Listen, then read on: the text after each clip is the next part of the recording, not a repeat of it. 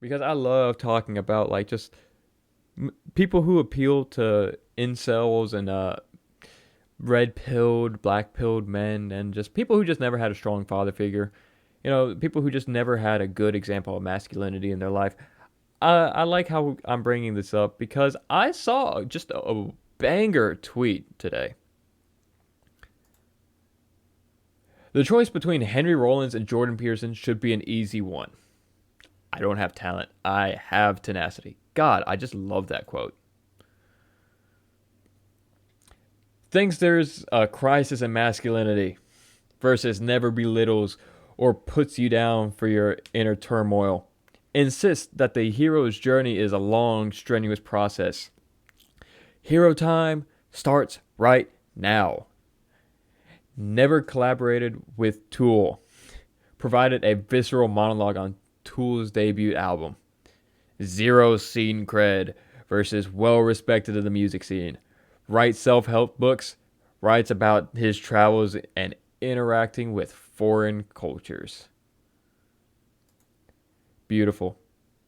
I don't know the Tool guy, but I've seen Tools that listen to Tool. Oh, listen, Tool fans aren't great.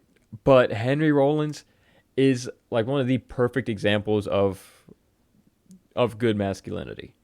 Because he, if you don't know him, which hopefully if you're watching this channel, you kind of know because hey, trashpilepunk is going to talk about one of the biggest punk icons. Some Tool fans are like Star Wars fans. You know the band might be good, but holy fuck, fans, fuck. You don't want to be close to him. That's yeah, no, that's fine. But he's not in Tool. He was in the Rollins Band and Black Flag, which Rollins Band fan base is pretty good. Black Flag, mostly good. But yeah, if you know him, then you know most of like how his views are. You know, it's like he has like some of the best like motivational music. Like the Rollins Band's out like songs are so fucking good. I love them because it's like no such thing as free time, no such thing as downtime, no such thing as spare time. All you guys, lifetime go. Holy shit, I fucking love that quote. It's so good. Oh fuck, what's that one song? His main his main song, the main song. I forgot the name of it right now. Rollins Band. What is it? Low self opinion. Fuck. Yeah. Hey, downtime is healthy. No, no, no, no.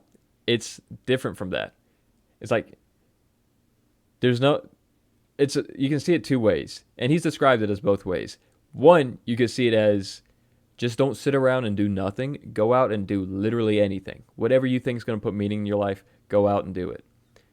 That's one way. The other way is kind of the same, but a little bit different. It's no matter what you do, you're not wasting your time unless, you know, if it's making you happy, it's giving your life purpose. That's that's part of your life. I like both. I like both framings of it because hey, it's good framing, you know? It's a good positive message either way it goes. Either hey, just do something. Do something that you just want to do. Fuck it. Why not? You only have one lifetime. And the other one is just like, if it makes you happy, it has a purpose. Shit's nice. I like it. Sounds like generic self help stuff. Yeah, it is generic self help stuff, but it's still like from a some like it's a strong guy saying it. You know, it's not like some Martha Stewart esque woman putting it on a book and just giving it out there. No, this is coming from a man who is just very traditionally masculine.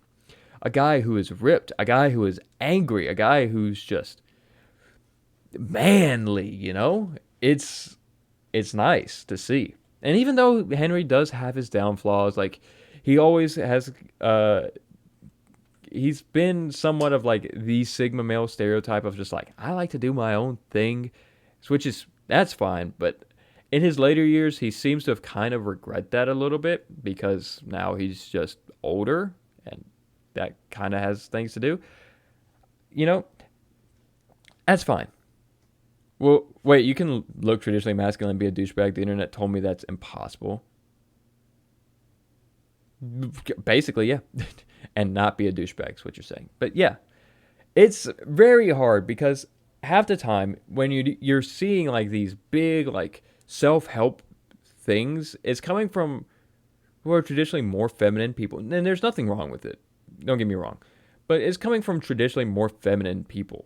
You know, the love yourself message, you're not really getting it from like big beefy gym bros. You're going to get it from people who are more, less physically active in the gym. You're going to get it from you know, more like people who are more sedentary in their life, which again, nothing wrong. If that's how you want to live your life, yeah, go ahead. However, it is one thing just to see a big guy who you could tell lifts weights, exercises, who looks like he could take you out in a fight. It is one thing to hear that man go, hey, there's nothing wrong with the way you are. Love yourself. Because no one, if you don't, who will? That's a good message. And I will say, in like feminism and all that, for as much good as it's done, it has ignored that problem right there.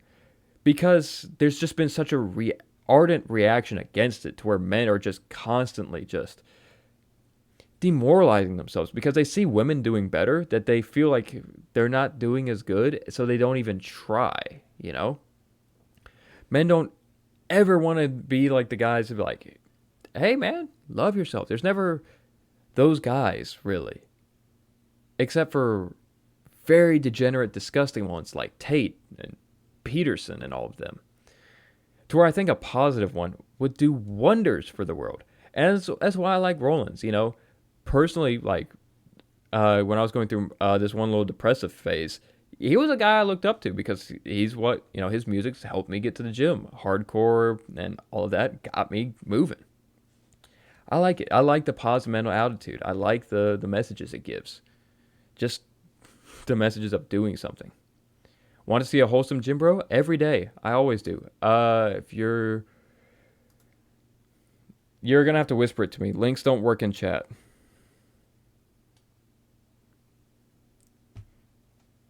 He talks about body shaming. Oh, okay. But yeah, you're going to have to whisper it to me because links don't work in chat. Thank you. Nobody cares about. Oh, him. I do know him. Yes, I know him. I love Noel. Nobody cares about that. We don't want to see that. That's not what we want to see. I guess we're going to ignore that this video is this. Even if you did care about it, we don't do it for you. We do it for ourselves. If anyone on this planet works hard towards something every day, they'd want to show off their achievements. Don't be ashamed to show your hard work off. Nobody cares about when you do that and there's like muscles there. It is body shaming, yeah, because it's not necessarily for them, Clearly, I mean, this guy feels a little bit insecure because he doesn't do that. He feels like his position as a man is challenged because he's not rippling with muscles. Which, dude, who cares, right? It's fine.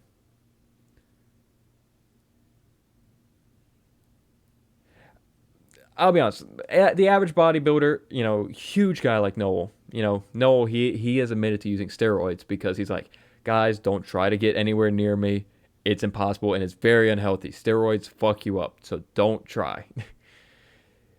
It's not that attractive. Most people definitely don't find it attractive.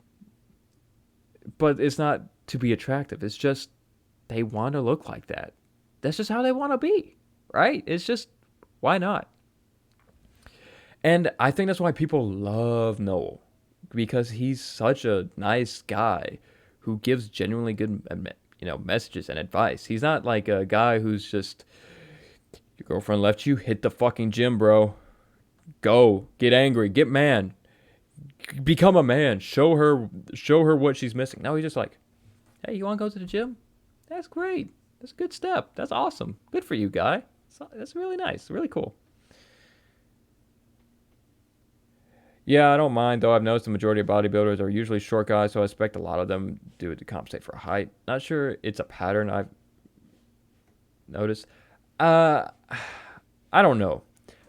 I don't know if it's short. Most of the bodybuilders I know are huge. They're gigantic. I am definitely the smallest guy in the gym on any given day. But on average, like I see bodybuilding competitions and I watch strongman competitions, they tend to be around average to shorter height. But I think the reason for that is just because it's so much harder for taller people to get that far in competitions, to where I think the majority of people you're going to see are shorter people, you know? With being taller, yet there's a lot more work that needs to be done, and it's a lot harder because, it's just there's more to work with versus short guys. So short guys win more competitions, get more fame, become more of the elevating voice and more of the face of the movement kind of thing. I think it's just more circumstantial. I don't think it's because they're short, you know? But like I was saying, I just think good, positive, traditionally masculine role models are good. I do. It's why I'll never see Jordan Peterson as something to be achieved. You know, people admire him because they see him as smart.